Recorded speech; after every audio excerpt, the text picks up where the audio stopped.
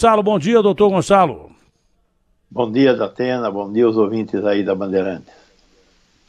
Doutor Gonçalo, eu estava lendo de sites internacionais, a maioria dos cientistas acha que estamos caminhando para o fim da pandemia, mas é aquilo que o senhor já falou. Eu confio mais no senhor do que neles.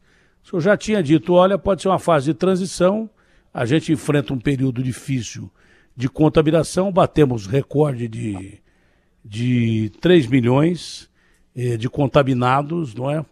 Mas aí alguém pergunta assim, lá na África, onde surgiu essa variante, onde tem pouca vacina, não pode surgir uma variante mutante pior do que essa? Eu acho que poder até pode, mas pelo estágio dos vírus, acho que é bem improvável. O senhor acredita também que nós estejamos... Não é para abrir a guarda das pessoas, não. O cara que não tomou vacina, vacina. Vacinar a criança tem que ser vacinado e daí por diante. Usar máscara, não é para abrir a guarda. Mas pela evolução do vírus, o senhor acha que realmente lá para março, abril, esse negócio vai melhorar ou não, doutor Gonçalo? Se a tendência for de melhorar, ou seja, a variante Ômicron é o estado da arte, é a melhor evolução que o vírus poderia ter, eu acho que isso acontece antes de março. Agora, se for para aparecer uma variante nova, porque toda vez que o vírus se replica, ocorrem erros. E os erros podem significar uma variante nova, uma variante com maior capacidade de espalhamento. A gente acha que não vai ter porque essa é campeã absoluta. Então é muito difícil aparecer uma variante que consiga se espalhar mais ainda do que essa. Por isso que a gente acha que está no fim. Porque essa variante é extraordinária. Nós nunca vimos algo parecido. Então a gente acha que a natureza tem seus limites também. Então não vai surgir uma variante que consiga um nível de disseminação maior. Então, se isso é verdade, se não tem como aparecer uma nova variante, falando do ponto de vista da probabilidade, aí eu acho que nós vamos ter uma condição melhor antes de março. Por quê? Porque a capacidade de espalhamento dessa doença coloca um limite no número de pessoas que ela vai conseguir infectar. Então, nós estamos ainda no início de janeiro, em janeiro e fevereiro pela frente. Quanto tempo demorou na África do Sul para ela fazer o pico e cair? 4 semanas.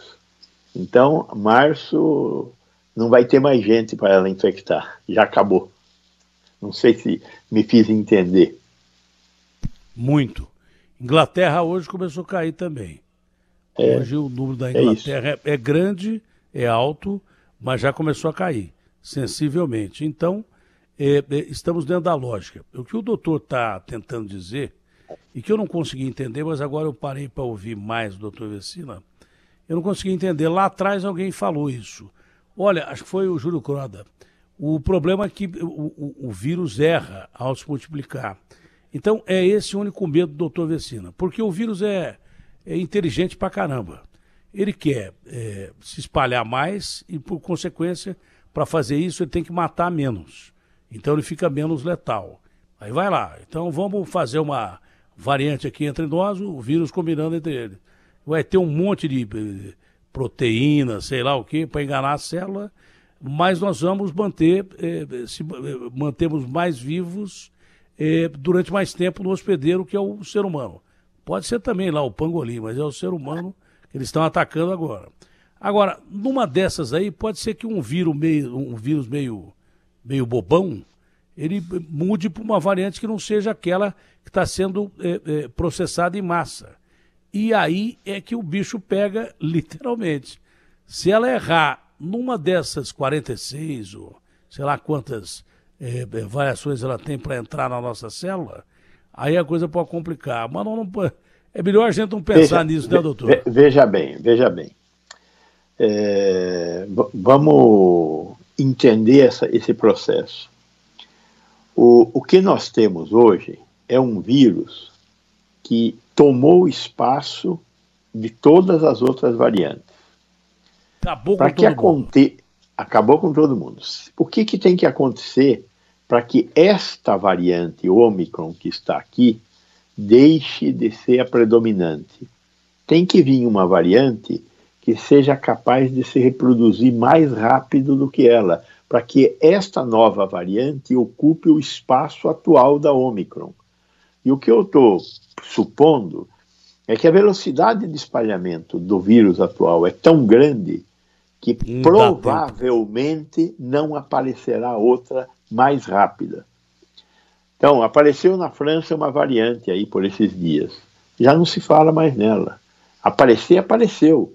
Agora, deve estar aparecendo um monte de variantes. Variante acontece toda hora. Nós estamos falando de 5 variantes, a original, alfa, beta, gama, delta e ômicron, 6 variantes, nós estamos falando de 6 variantes, mas tivemos centenas, milhares de variantes que não deram certo. Por que não deram certo? Porque eram inferiores às variantes que predominaram. Então, o que nós temos hoje é predomínio da Ômicron, não só por causa das qualidades delas, é por falta de qualidade dos erros que foram multiplicados, né? Então, eu acho que é muito difícil que a natureza consiga produzir um erro melhor que a Ômicron no momento. É essa a ideia. O senhor já falou isso lá atrás, tomara mesmo.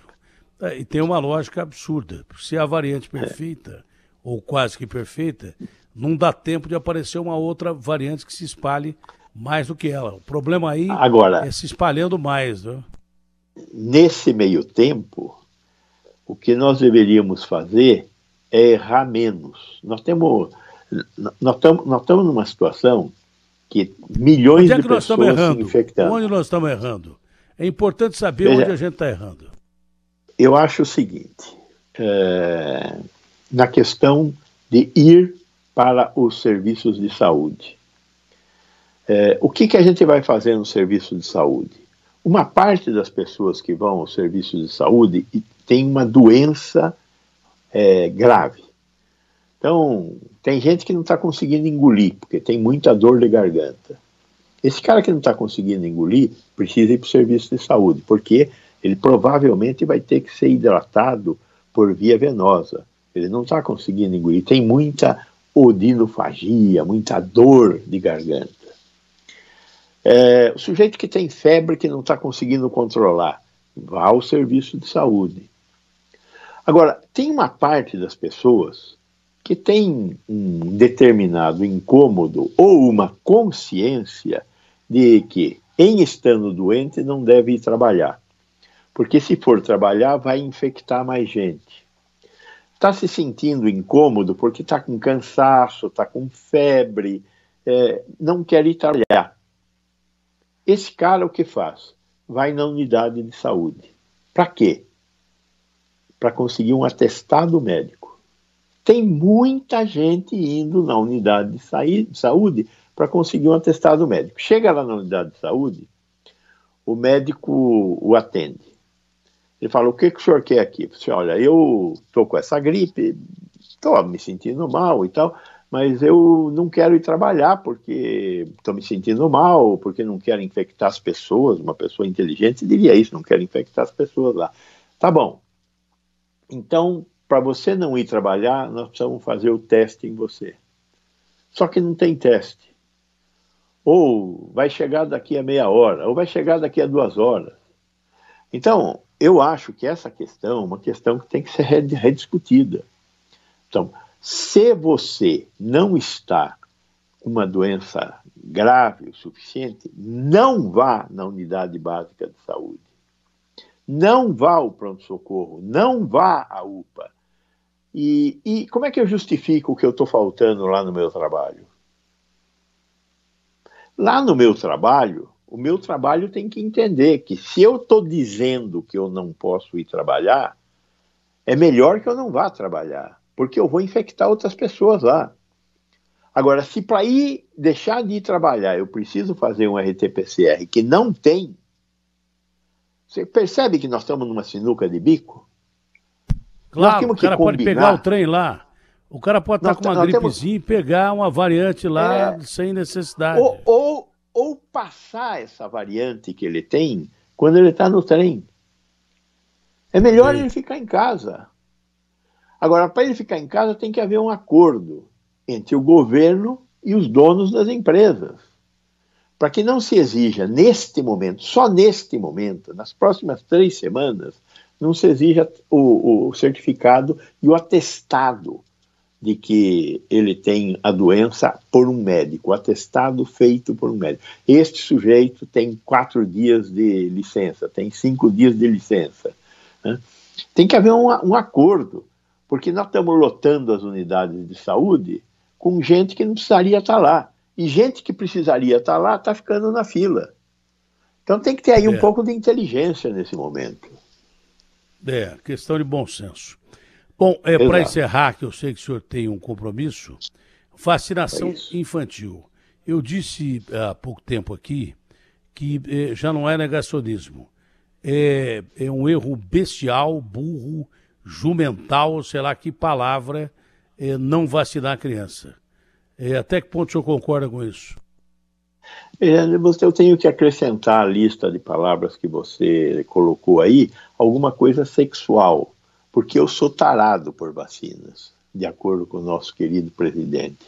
Então, tem que vacinar, senão a gente vai fazer as crianças terem a doença e morrerem. Então, vamos colocar aí a questão do sexo, né? Os tarados por vacina. Como o nosso querido contra-almirante, presidente da Anvisa. O presidente falou isso para o senhor, citou o senhor especificamente ou não? Ou não? Ele me incomodou, mas não me citou. Bom, olha, mas incomodou, mas é um bom incômodo, porque é uma burrice bestial, está provado, eu já falei aqui 1000 vezes, os Estados Unidos estão vacinando desde setembro, obviamente que do ano passado. As crianças vacinadas que tiveram complicação foram para o hospital e não aconteceu nada. Nenhuma criança vacinada